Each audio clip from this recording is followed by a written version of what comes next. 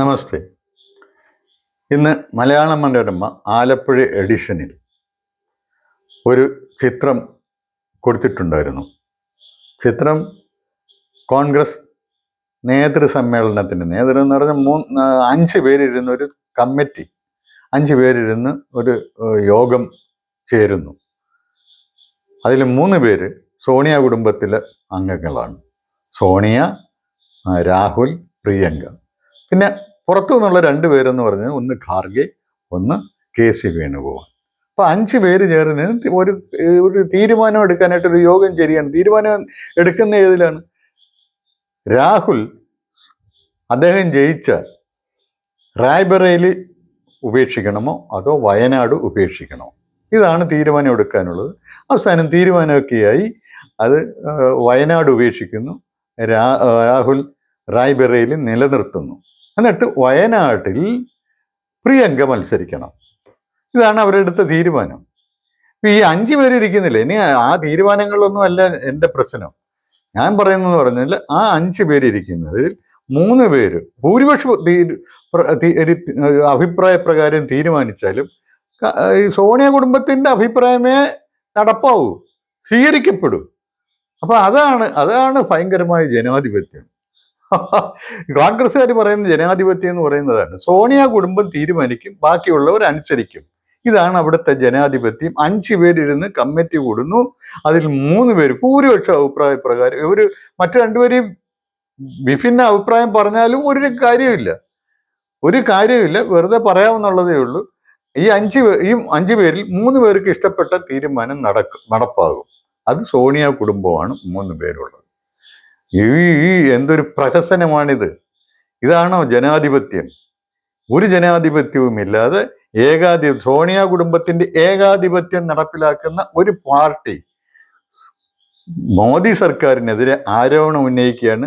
അവര് ഏകാധിപത്യമാണ് നടപ്പിലാക്കുന്നത്, ഏകാധിപതിയാണ് മോദി എന്ന്. എന്തൊരു പ്രചണ്ഡമായ പ്രചാരണമാണ് ഇവർ നടത്തിക്കൊണ്ടിരിക്കുന്നത്. എല്ലാവരും പറയും ഇപ്പോഴും പിന്നെ ഭാരതത്തിലെ വലിയ ഏകാധിപത്യമല്ലേ, ജനാധിപത്യമുണ്ടോ? ഞങ്ങൾ ജനാധിപത്യം വീണ്ടെടുക്കും. അതിനുവേണ്ടിയാണ് ഞങ്ങൾ ഈ മത്സരിക്കുന്നതും ഞങ്ങൾ രാഷ്ട്രീയ പ്രവർത്തനം നടത്തുന്നതുമാണ്. കോൺഗ്രസ് പാർട്ടി ജീവൻ കൊടുത്തും ഞങ്ങൾ ജനാധിപത്യം വീണ്ടെടുക്കും. നഷ്ടപ്പെട്ടു പോയി ജനാധിപത്യം. എന്ത് പൊട്ടത്തരമാണ് ഈ പറയുന്നത്? എന്തൊരു വ്യാജ പ്രചാരണമാണിത്? എല്ലാവരും തെരഞ്ഞെടുപ്പിൽ നോമിനേഷന് കൊടുത്ത് വോട്ട് വാങ്ങി ജയിച്ചു പോയിട്ടുണ്ടല്ലോ. 230-237 സീറ്റുകൾ അവർക്കും കിട്ടിയിട്ടുണ്ടല്ലോ. എന്നിട്ട് ബാക്കിയുള്ളവര്, അതായത് മോദി കഴിഞ്ഞ പ്രാവശ്യം കിട്ടിയതിനേക്കാൾ കുറവാണ് കിട്ടിയത്. എന്നിട്ട് മോദി ഏകാധിപത്യപ്പെടുന്നു. ഇവിടെ ജനാധിപത്യമില്ല, ഭരണഘടന തിരുത്താൻ പോകുന്നു, മറ്റാണ് മറിച്ച് ഭരണഘടന തിരുത്താനാണെങ്കിൽ ഈ 10 വർഷത്തിനുള്ളിൽ തിരുത്താമായിരുന്നു. പിന്നെ ഭരണഘടന എന്തുകൊണ്ട് തിരുത്തിക്കൂടാ?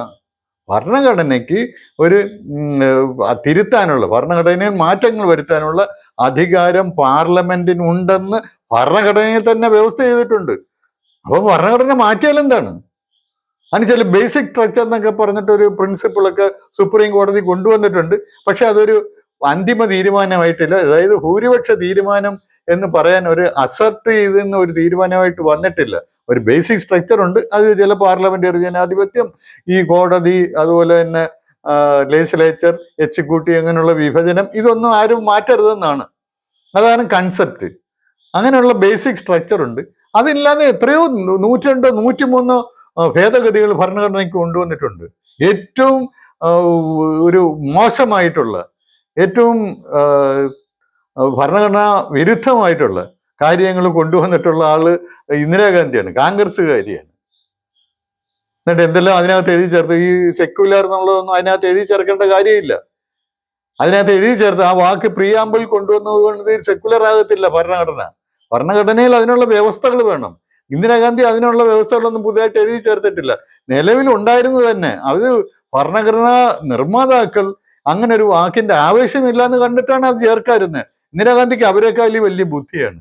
അവർ കൊണ്ടുവന്ന് സെക്കുലർ ആയി കഴിഞ്ഞ് ഞാനാണ് ഭരണഘടന, ഇന്ത്യയിൽ സെക്കുലറിസം കൊണ്ടുവന്നത് എന്ന ഭാവമായിരിക്കും. കോൺഗ്രസ്സുകാർക്കും അതുപോലുള്ള ഭാവമാണ്. ഒരു കാര്യം അവർ ചെയ്തിട്ടില്ല. ഈ ഒരുപാട് കാര്യങ്ങൾ, ഏകാധിപത്യപരമായിട്ടുള്ള ഒരുപാട് മാറ്റങ്ങൾ ഭരണഘടനയിൽ കൊണ്ടുവന്നിട്ടുള്ളത് ഇവരാണ്. പലതും കോടതി എടുത്തു കളഞ്ഞിട്ടുണ്ട്. ഈ ബേസിക് സ്ട്രക്ചറിന് എതിരായിട്ട് വന്നതുകൊണ്ട് ചിലതൊക്കെ എടുത്തു കളഞ്ഞിട്ടുണ്ട്. എന്തായാലും നമ്മുടെ വിഷയം അതൊന്നുമല്ല. നമ്മുടെ വിഷയം എന്ന് പറഞ്ഞാൽ കോൺഗ്രസിൽ നടപ്പിലാക്കിക്കൊണ്ടിരിക്കുന്നത് ഒരു കുടുംബത്തിന്റെ ആധിപത്യമാണ്, ഏകാധിപത്യമാണ്. കുടുംബമാണെന്നുള്ളതേ ഉള്ളൂ. ഈ കുടുംബത്തിലെ 3 പേരിരുന്ന് കാര്യങ്ങൾ തീരുമാനിക്കും. കൂട്ടത്തിൽ 1-2 പേരെ കൂടെ ചേർക്കും. അവർ ഭൂരിപക്ഷ തീരുമാനപ്രകാരം അഭിപ്രായപ്രകാരം തീരുമാനമെടുത്തെന്ന് വരുത്താൻ വേണ്ടി. എന്നിട്ട് അവർ ലോകം മുഴുവൻ നടന്ന് പ്രസംഗിക്കും. ഇന്ത്യയിൽ ഇപ്പോൾ ഏകാധിപത്യമാണ്, ഞങ്ങൾ ജനാധിപത്യത്തിന് വേണ്ടി നിലകൊള്ളുന്നു. പിന്നെ ഭയങ്കര ഈ ഗാന്ധി കുടുംബമാണല്ലോ. ഗാന്ധി കുടുംബം എന്നാണ് എല്ലാവരും അറിയുന്നത്. ഈ ഒരിക്കൽ ഒരു ചാനലുകാർ, ഏതോ ചാനലുകാർ, അവർ ഈ കോളേജ് വിദ്യാർത്ഥികളുടെ ഇടയിൽ മൈക്കിംഗ് കൊണ്ട് നടന്ന ഓരോ അഭിപ്രായങ്ങൾ ഗാന്ധിയും പിന്നെ രാഹുലും തമ്മിലുള്ള, രാഹുലിനല്ല, ഗാന്ധിയും ഇന്ദിരാഗാന്ധിയും തമ്മിലുള്ള ബന്ധമാണ്. അത് മോളല്ലേ എന്നുള്ളതാണ് ഒരുപാട് പേര് പറയുന്നത്. അവർക്ക് യാതൊരു വിവരവുമില്ല. അങ്ങനെയാണ് ഒരുപാട് ആളുകൾ ധരിച്ചിരിക്കുന്നത്. വാസ്തവത്തിൽ എനിക്ക് ഗാന്ധിന്ന് എവരെ ഒന്നും വിളിക്കാൻ പറ്റില്ല. സോണിയാഗാന്ധിന്നോ രാഹുൽ ഗാന്ധിന്നോ അതുപോലെ പ്രിയങ്ക ഗാന്ധിന്നോ ഒന്നും എനിക്ക് വിളിക്കാൻ എനിക്ക് പറ്റത്തില്ല. എനിക്ക് അറപ്പാണ്. കാരണം എന്ന് പറഞ്ഞാൽ അതൊരു വ്യാജ പേരാണ്. ഗാന്ധി കുടുംബമായിട്ട് ഇവർക്ക് യാതൊരു ബന്ധവുമില്ല. മഹാത്മാഗാന്ധിയായിട്ട് യാതൊരു ബന്ധവുമില്ല. ഗാന്ധി എന്ന പേര് സർനെയിമിനോട് തന്നെ ഇവർക്ക് യാതൊരു ബന്ധവുമില്ല. എങ്ങനെയാണ് ഇവർക്ക് ആ സർനെയിം കിട്ടിയത്? അവർക്ക് സർനെയിം കിട്ടിയത് അവരുടെ രാഹുലിന്റെ അപ്പൂപ്പൻ, അതായത് ഫിറോസ് ജഹാംഗീർ ഖണ്ഡി. ഖണ്ഡി എന്ന് പറഞ്ഞാൽ GHANDY, ഖണ്ഡി. ആ ഖണ്ഡി അത് അയാള് മഹാത്മാഗാന്ധിക്കുണ്ടായിരുന്ന ഒരു പേരും പെരുമയും ചൊളിവിൽ കുറേയൊക്കെ അതിൻ്റെ ഒരു പങ്ക് അടിച്ചു മാറ്റാൻ വേണ്ടി ആ ഖണ്ഡി എന്നുള്ളത് മാറ്റിയിട്ട് ഗാന്ധി എന്നാക്കി. അപ്പം ഫിറോസ് ഗാന്ധിയായി. അപ്പൊ ഇന്ദിരാ നെഹ്റു എന്നുള്ളത് ഇന്ദിരാഗാന്ധിയായി. അങ്ങനെ രാജീവ് ഗാന്ധിയായി, രാഹുൽ ഗാന്ധിയായി, സോണിയാഗാന്ധിയായി, അതുപോലെ തന്നെ പ്രിയങ്ക ഗാന്ധിയായി. ഇത് ഒരു വ്യാജമായിട്ട് കൊണ്ടുവന്ന ഒരു പേരല്ലേ? പലർക്കും അറിഞ്ഞുകൂടാ ഇത്. അതുകൊണ്ടാണ് ഒരുപാട് ആളുകൾക്ക് അറിയാം. അങ്ങനെ ഞാനും നോക്കി പഠിച്ചതാണ്. അതൊരു ഈ വ്യാജ ഗാന്ധി കുടുംബത്തിന്റെ ഏകാധിപത്യമാണ്. കോൺഗ്രസിൽ നിന്നല്ല, അവർ ഭരണത്തിൽ വരുന്ന കഴിഞ്ഞാൽ ഈ രാജ്യത്ത് നടക്കാൻ പോകുന്നത് ഈ ഏകാധിപത്യമാണ്. അവർക്ക്